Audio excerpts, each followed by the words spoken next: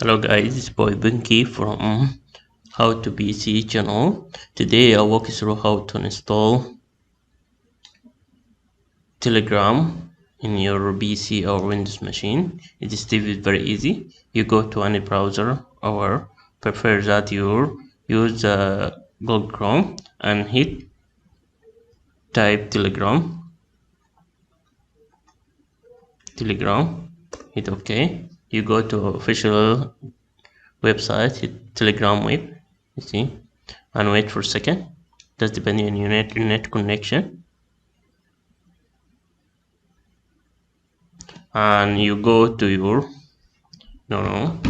we back because we use the web, and hit the desktop, and you need to get Telegram for Windows. That depending on operating system is 64-bit or 32 bits, and wait for the download Telegram.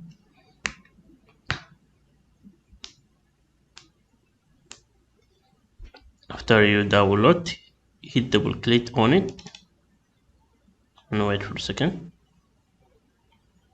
and set up the language and hit next and hit next and hit next and install now and wait for a second. You see, we download the Telegram and go back to your dashboard looking for Telegram.